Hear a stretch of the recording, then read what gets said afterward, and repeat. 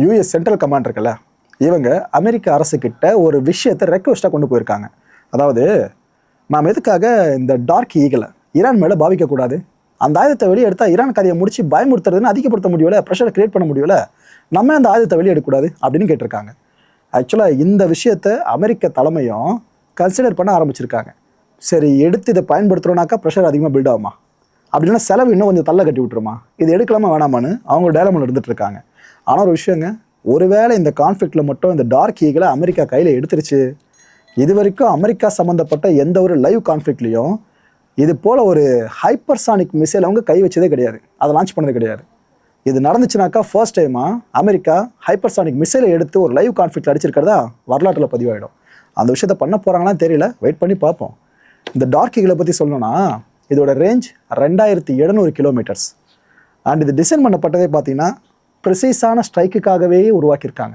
அதாவது சுற்றி டென்ஸான இடங்கள் டார்கெட்டை சுற்றி இருந்தாலும் கரெக்டாக அந்த டார்கெட்டை மட்டும் அடிச்சுட்டு வர மாதிரி ப்ரிசைஸாக இதை டிசைன் பண்ணியிருக்காங்க. இந்த டார்க் ஈகிள்னாலே அக்யூரஸிக்கு பேர் போனதுங்க, அதாவது சொல்கிற ப்ரிசைஸ்னு சொல்லிட்டு. இது ஒன்றுத்தோட விலை எவ்வளோ தெரியுமா? 142 கோடி ரூபாய், இந்திய ரூபாய் மதிப்பில் சொல்கிறதா இருந்தால். அமெரிக்கா ப்ரொடியூஸ் பண்ணுற ஒன்றும் விலை உச்சத்தில் தான் இருக்கும், அப்படி தான் இதுவும். ஆனால் ஈரான்லாம் பார்த்துருக்கீங்களா, ஆயிரங்கள் லட்சத்தில் செலவு பண்ணி பெரிய பெரிய விஷயம் பண்ணுவாங்க. ஆனால் அமெரிக்கா இந்த அளவுக்கு செலவு பண்ணுவாங்க, பட் இது ஏற்படுத்துகிற பேரழிவு இருக்குல்ல, அதுவுமே எக்ஸ்ட்ரீம் தான், அதில் மாற்றுக்கிறது இல்லை. இப்போ கரண்ட்டாக பார்த்தீங்கன்னா 10 + 15ன்ற மாதிரி சம்திங் அவ்வளோதான் இருக்குமாங்க இந்த டார்க் ஈகிள் அமெரிக்காவோட கைவசம். இதான லிமிடெட் ப்ரொடக்ஷனாக அவங்க மெயின்டைன் பண்ணுறாங்களாம். அதிகமான செலவு எதுக்கு, கம்மியாக ப்ரொடியூஸ் பண்ணிப்போம் அப்படின்ட்டு.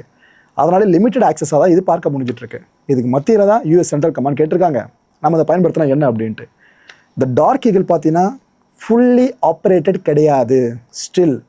இன்னும் இது சார்ந்து நிறைய டிலேஸ் அவங்க ஃபேஸ் பண்ணிட்டு தான் இருக்காங்க, இதுக்கு முன்னாடியே ஃபேஸ் பண்ணாங்க. அதில் 2 முக்கியமான காரணங்களை சொல்லணும்னா, ஒன்று, இதை சோதிப்பாங்களே அதில் நிறைய சேலஞ்சஸை ஃபேஸ் பண்ணாங்க.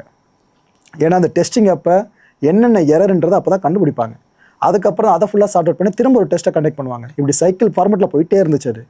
இன்னொன்று, இதோட டெவலப்மெண்ட் இருக்குல்ல, அது பெரிய செட்பேக்ஸாக சந்திச்சு. அது இதெல்லாம் தாண்டி தான் டார்க் ஈகிள்னு ஃபைனல் ஷேப் அது கிடச்சிது. பட் இது அமெரிக்கா எடுத்து பரிசோதிச்சு ஏதாவது சொதப்பி அமெரிக்கா திரும்பிலாம் வந்து அச்சுதுன்னு வைங்க, மிஸ்ஃபயர் ஆகுதுன்ட்டு பிரச்சனை ரொம்ப பெருசாக மாறிடும். அமெரிக்கா கட்டமைச்சிருக்க இமேஜ் இருக்குல்ல சர்வதேச அரங்கில், அது கொலாப்ஸே ஆகிடும்.